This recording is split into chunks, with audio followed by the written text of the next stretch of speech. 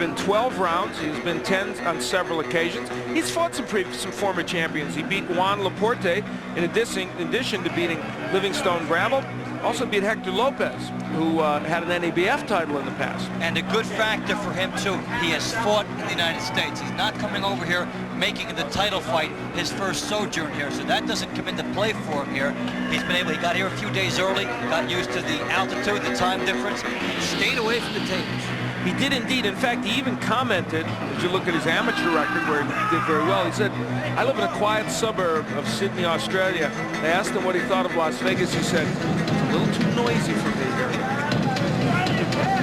So yes, I don't think he was too involved in all the nightlife and all the rest here. This 25-year-old and his handlers, though, were very upset about one thing.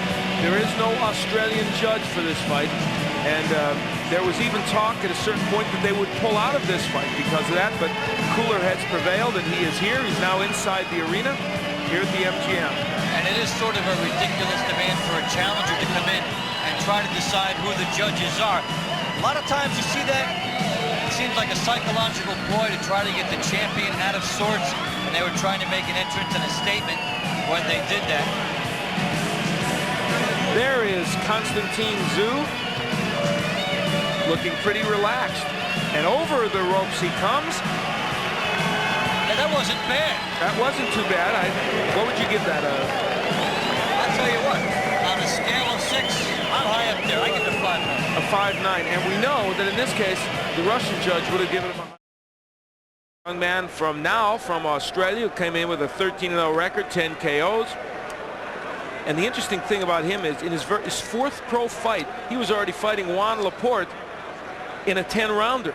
So he has been pushed ahead quickly. And he had the big amateur experience, 259 and 11, he said, as an amateur. He got some good styles. He fought a lefty in his last fight. Doesn't think that Jake Rodriguez will be a big problem for him that way. Very cool customer. We'll see how he does early in the fight. That's been his time. 7 knockouts within 2 rounds for him. Does he have the rounds? Jake Rodriguez finally now making his way to the arena. A young man who is 29 years old and for all the world would have been defined a couple of years ago as a journeyman. He was a guy that nobody thought would win a world title. He got his chance in February of 1994 against Charles Murray, then the IBF junior welterweight title holder, a man considered by many to be almost unbeatable at that weight. Jake Rodriguez took him to school. And that's why he got the fight, being a 20-1 underdog. If you're good enough to be a 3-1 or 2.5-1 underdog, you'll be ducked for a while. So the best thing that ever happened to Jake Rodriguez is that he got overlooked. It happens once in a while. And then what happened when this young man forged his own rocky story, as you hear the music playing behind him? He fought Ray Oliveira, 1-12, defending his title, then fought George Scott in Bushkill, Pennsylvania, knocked him out at 9. And I think you will agree with me, has shown that he is a better fighter since he became a champion. Better fighter, working with Pernell Whitaker, certainly didn't hurt him at all, and he's a better fighter as the bouts go on. Against George Scott here, he came on and was able to stop the fight late after Scott had gotten a good start in the bout. Most people don't think of Jake Rodriguez as a huge puncher, and in fact, he usually wears opponents down. But he certainly does have enough pop in his punch to make you respect him. Well, many fighters have ebb and flow in their bouts, but when Jake Rodriguez takes over a fight, it's usually permanent, whenever that moment comes. Here he comes. He has relished the moment here in the last few days. This, of course, a fight fought on pay-per-view, his first in an arena like this one at the Em-Ji-Em. And when we talked to him yesterday, he said, you know, I could have gotten even a little more attention, but with all these champions, I understand why I haven't. Maybe that's why he fights so well on his cards, too. He hasn't had to deal with a media blitz yet in his career. The flag of Puerto Rico, where he was born, and the United States, where he resides now in Central Islip, New York. Jake the Snake Rodriguez, who comes in here ironically as an underdog to Kosty Czyu. He is kind of the Rodney Dangerfield of champions, isn't he? Especially when you consider the fact that Tszyu is not a household name. He comes in against somebody, it's not a major Olympic champion, so that's why Jake Rodriguez likes to think of himself as Rodney Dangerfield. Well, we will find out how it all plays out, and let's do that by going to Michael Buffer. And now, ladies and gentlemen, Top Rank Incorporated, along with your undisputed, undefeated King of Beers, Budweiser, present championship bout number 3 out of 4. This contest is sanctioned by the Nevada State Athletic Commission. Official at ringside shall remain the same, along with the International Boxing Federation. Supervisor at ringside for the IBF is Robert Weitzel.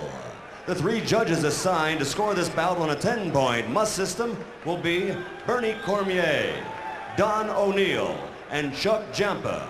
And when the bell rings, the man in charge of the action, working in a world title bout for the 107th time, referee Richard Steele. And now, ladies and gentlemen, from the Em-Ji-Em Grand Garden here at the Em-Ji-Em Grand of Las Vegas, Nevada, 12 rounds of boxing for the IBF Junior Welterweight Championship of the World. Introducing first, fighting out of the blue corner, wearing the black trunks and weighing in at 139 pounds. He comes to us from the land down under, Sydney, Australia. His record, a perfect 13-0, 10 KOs to his credit. Ladies and gentlemen, introducing the undefeated challenger, Kostya Tszyu.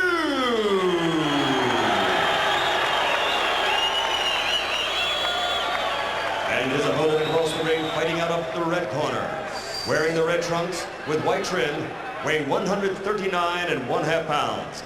Fighting out of Central Islington, New York, he brings a professional record of 26 victories with only 2 defeats, 2 draws, 7 KOs to his credit. Ladies and gentlemen, presenting the IBF Junior Welterweight Champion of the World, Jake the Snake Rodriguez.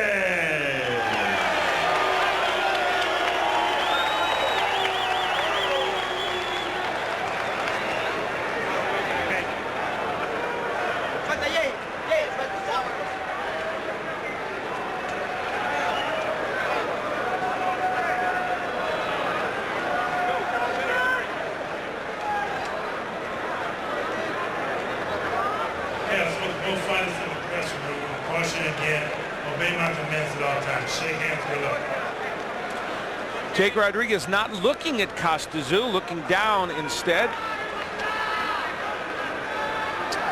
And we're heading into our 3rd of 4 championship matches. That's the challenger, Kostia Tszyu, young man from Australia, originally from Russia, and Jake Rodriguez from Puerto Rico, living in the United States.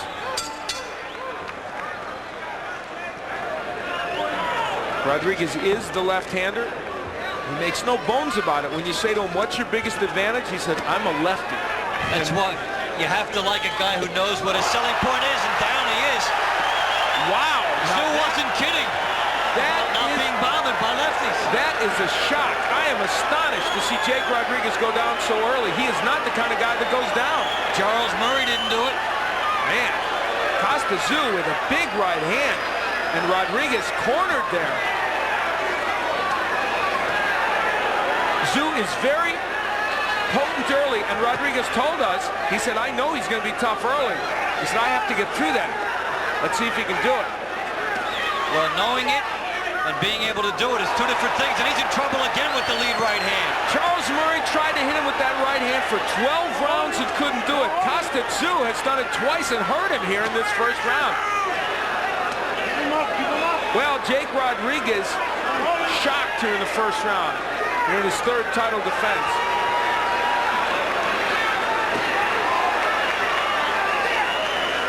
Kostia Tszyu going for it early. He knows this is his best chance right now. And a lot of patience by Kostia Tszyu. So, Jake Rodriguez halfway through round 1, just trying to make sure he gets through this round. In his 3rd defense of the IBF title, and so far it's a rugged one. Boy, the right hand of Tszyu is getting in every time he throws it, Dave. I've never seen anyone land the right hand that often against Rodriguez. Jake Rodriguez should try to tie up right now just to get through this round and slow down the pace. Kosти Czyu is cutting off the ring effectively, scoring with his big right hand. Jake Rodriguez is on unsteady ground. A minute left to go in round one. Now, what is Jake Rodriguez doing in the corner? That's also not like him. He was rocked by that right hand by Kosти Czyu, and I don't know that he's ever quite gotten his senses back. Under a minute left to go in round one. The champion, Jake Rodriguez, has been down and has been hurt here in the first round. Jake Rodriguez is like a good pitcher. You have to get to him early, and Czyu has. The left hook has Rodriguez reeling. Rodriguez trying to fight off the ropes, lands a good left hand. So it's survival time in this first round for Jake Rodriguez, and boy, he's having a hard time with him. 17 seconds left. They will seem like an eternity to Rodriguez. Jake lands the left hand. Kosti Czyu, in his first major TV appearance here in the United States, has been all that he was advertised. My first look at him live, as it is yours, and I'll tell you what, he's impressive.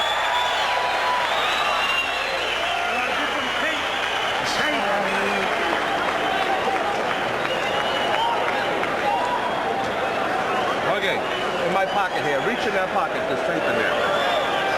Got it? Just relax and listen to Dave now. Listen to Dave. Go on, Dave. Move your head and jab. If you don't do nothing in the next 2 rounds, you ain't dick. Yeah, he's doing it. So here it is right here.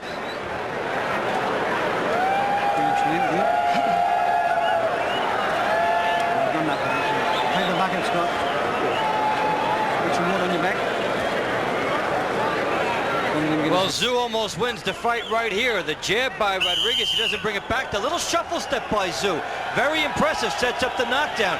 I think his quickness there surprised Jake Rodriguez, especially for so early in the fight. Usually the feeling out process, and here again it almost lands for Jake Rodriguez. A big right hand. He almost went out of here in round one. You know what that right hand reminded me of a little bit? Remember when Michael Nunn knocked out Sambu Kalambe? Yes. In the first round, no one ever thought that could happen. It was a roundhouse kind of a punch just like that. In this case, Rodriguez didn't stay down. We're into round two. It's scheduled for 12. Jake Rodriguez in the red, the IBF junior welterweight title holder against challenger Kosти Czyu from Australia by way of Russia. And Czyu has shown us early that his reputation as a puncher, the 10 KOs and 13 wins, is legit. That impressive shuffle step setting up the knockdown. Rodriguez thought he could retreat a little bit after missing his jab. And that quick step by Czyu cut off the distance, and he went right at him. Had he tried to do that from outside, he would not have gotten home with that shot. 2 minutes left to go in round two. And Rodriguez was outlanded 25-9 in power shots in round one. There were about 3 shots in round one, which nearly ended it on him.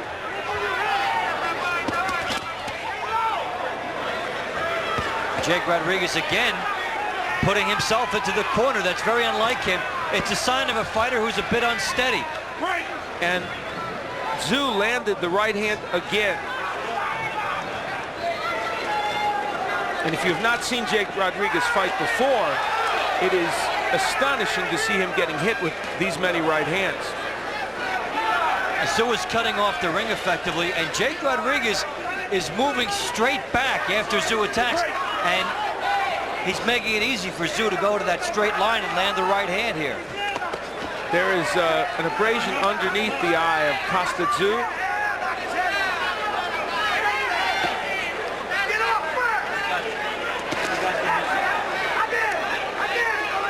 Under a minute left to go in round two.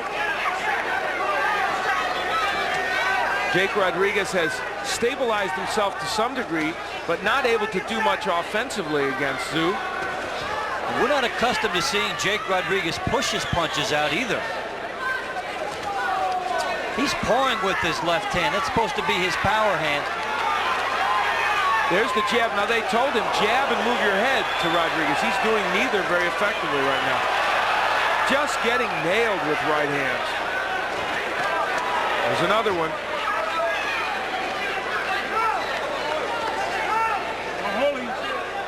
So, only a few seconds remaining here in round two. Round two has been as difficult for Rodriguez almost as round one. He hasn't been knocked down or hurt, but he's taken a lot of shots from Tszyu. That'll do it for round two. We follow the Australian-based fighter into his corner.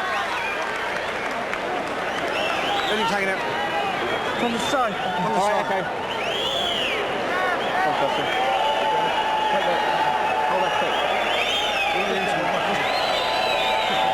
I will. Listen, use a lap. Hit the water up to him. Hit the water up to him.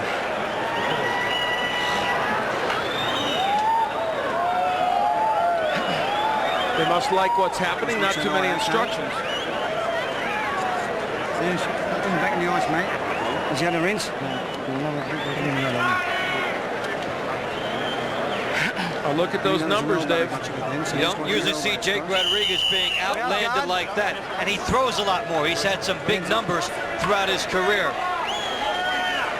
And Jake Rodriguez again taking more big shots. The right hand, 2 shots from the outside, and Tszyu's movement has been the subtle key to this fight. A little slide stepping. We head into round 3 in this IBF Junior Welterweight title match. It's scheduled for 12. Jake Rodriguez is in red. He's the champion. Kosти Цзю, the challenger, has had Rodriguez down in round 1 and has had him hurt on a couple of different occasions. Fighters who have gone so many rounds, they understand the pace of the bout. They know when the ring is being cut off on them. But Tszyu is doing it quicker than Jake Rodriguez expects. Rodriguez pushed him back with a good straight left hand. Let's see if that had any impact on Kosти Цзyu. Well, Jake Rodriguez must establish his mugging ability in this bout. Getting inside and making that kind of pace. Right? Pushing off, doing some of the dirty work, whatever the referee allows you to do inside, he has to do that so that Tszyu doesn't keep coming right in on him. And the jab is really part of that, though, because like that, he's got to land the jab to get on the inside. Rodriguez showing a little bit more in this round. And Tszyu is looking to plant that right hand behind a miss by Rodriguez. Let's remember, though, what Tszyu's history has been and what Rodriguez told us the other day. He said, he's dangerous early, and he's going to try and get me early. If I don't go out, I think as this fight wears on, he's going to get more cautious, and I'm going to come forward. We're seeing evidence of that, Dave, already. Talking about that as we were at the top, that Jake Rodriguez from about round 5 on. The key is what did Tszyu take out of him in the early part, and that's what creates the intrigue. Who makes the most of his best scenario? Now, there was a right hand by Tszyu that landed, a good right hand. It didn't have the kind of impact on Rodriguez that the earlier ones had. Well, for the first time, he was on his heels when he threw it, too, because Jake pushed him off the mark a little bit. Costa is moving back a little bit more. He lands a good counter shot there. As usual with Jake Rodriguez's fight, it's starting to get fun. Under a minute left to go in the round. Good left hook by Tszyu. Rodriguez trying to establish his jab here in round 3, and to some degree has done it. And Tszyu squares up at certain times, and he has stopped Jake Rodriguez's momentum for a minute when he did that.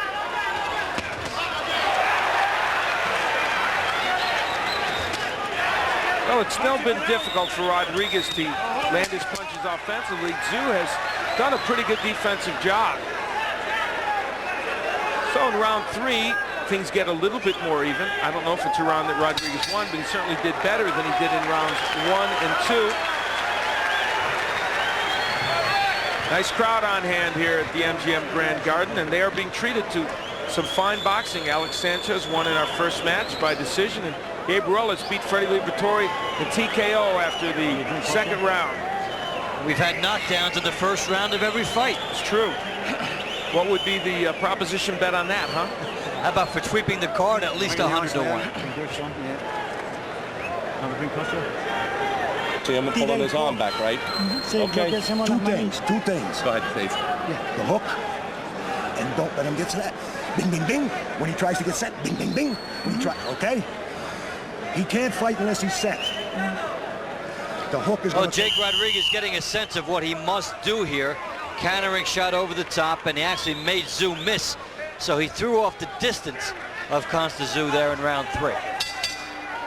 We head into round 4, and the advice they gave him, very interesting. They said Tszyu can't fight unless he's set. They want Rodriguez to initiate the pace a little bit more. Yeah, but you know what? I disagree with their analysis after that round, because Tszyu has shuffled himself into position to get set to do his best damage thus far in the fight. He's had some very quick feet and gotten himself some good punching opportunities. And there's another example of it. He turns quickly and set up his own shot. Right hand by Tszyu, but Rodriguez got a right hook in. I wonder, though, even though Jake Rodriguez isn't landing that effectively, is he starting to make a small change in the tactic of this fight? He's certainly been able to do that in the last half of the round, and here, tying up, slowing down the pace, you're seeing a little more of the Jake Rodriguez left hand. He's starting to make Tszyu miss a little bit more, though Costa is still, I think, landing more punches. And good right hook by Rodriguez, pushes Tszyu back a little bit. Costa, a young man who had a great amateur career in the Soviet Union, won over 200 fights, moved to Australia a couple of years ago, has been a real favorite in that part of the world. He's really got a nice build, too. You can see him both as a slick boxer and as somebody with some pop. He is the quintessential boxer puncher. One of the actual rare ones. So many of the fighters call themselves that, and they're not. That is true. Sometimes they're neither. Over a minute left to go here in round 4. Al Bernstein, Dave Bontempo, happy you joined us on the eve of the Super Bowl. Got some super fights going. And we're seeing the grittiness that we expect to take place in this bout. Jake Rodriguez has recovered and now makes maybe his biggest statement of the fight there with the right hook. He'll try to go back to it. Rodriguez has a pretty good right hook when he throws it in a compact way. He is not getting hit as often with those right hands now. You have to say that for Rodriguez. Jake Rodriguez has to force the pace of this fight throughout the middle rounds to try to set up something big at the end. He cannot let Tszyu coast during the middle rounds here. Straight left gets in to Kosти Czyu, and there's the right by Tszyu. Richard Steele getting some help from Rodriguez, who wants him to warn or take a point away from Tszyu for holding behind the head.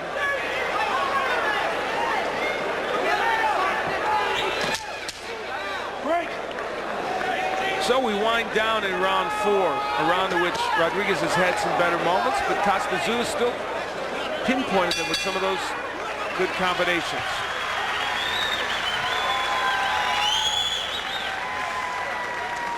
Fernando is in the locker room of Billy Schwer, the fighter from England. Let's go to Fernando right now. Thank you, Al. Billy, do you think the Ruela's height is an advantage or a disadvantage to you? Looks good. He's not too much taller than me. There's not a lot in it, really. So it's going to be a good fight. He's not all that much taller than me. He's only about an inch and a half taller than me. So I don't think it's going to be a disadvantage, not at all. Have you fought anybody that, with his physique, you know, he's tall, lanky? Yeah, a couple of fights ago I fought a Canadian, Howard Grant. He was unbeaten. He was very tall, very much similar to Ruela's. Thank you very much. Good luck. Back to you, Al. Thank you, Fernando. We peek in on Kosti Czyu, and here's Jake Rodriguez with some action. And body by Jake and left hook by Jake. It's his shot in there, and maybe he's getting his range in this fight. We'll see. We head into round 5. Billy Schwer, one of the numerous fighters who have not fought in the United States on this card. Right. The totals through round 4. Interestingly, it's not that one-sided. 101 punches landed by Tszyu of 282, and 74 landed of 245 for Jake Rodriguez. But the knockdown, of course, giving Tszyu a bigger edge. And Jake Rodriguez is trying to turn the complexion of the fight. But Tszyu is more durable than his other opponents, and Tszyu has the knowledge of that fast start, which he has been able to play off. Jake Rodriguez looking to Richard Steele for some help. Good right, hurt Rodriguez. Couple of good rights by Tszyu. Looked like it rocked Jake Rodriguez. Gave him a brief taste of spaghetti legs there. Another right. Jake Rodriguez showing us a lot of grittiness here.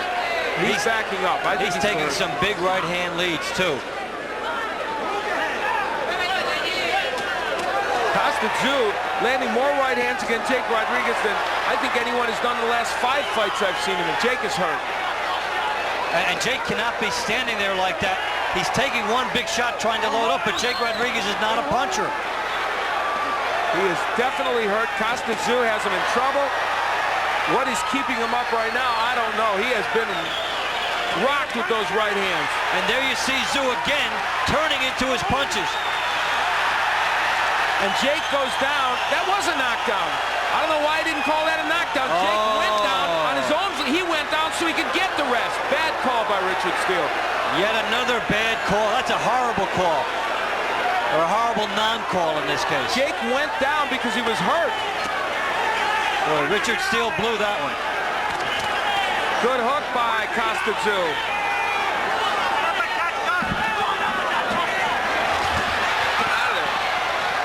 And more pressure by Tszyu here. So Jake Rodriguez suffering through a terrible round 5. And he catches quite a break. It's not called a knockdown. This should be a 10-8 round. Yeah, huge break. So he got the benefit of going down and still got the rest, but didn't get the knockdown called against him. Either way you look at it, though, it's been a big round for Kostia Tszyu. Half a minute left to go in round 5. There's another right by Tszyu. We were told this young man was a puncher, and he's showing us that against Jake Rodriguez. Not a guy you can hurt easily. Think of all the fighters who could not do this to Jake Rodriguez, starting with Charles Murray. Charles Murray among the most elite of this group that hasn't. Ray Oliveira couldn't do it against him. Sergey Artemiev. That'll do it for the round, and Jake Rodriguez ambles back after another tough one. You all right? Yeah. Okay. About to listen to Dave then. Okay. Let's go. Oh, no, that's it, man. Wait, got it.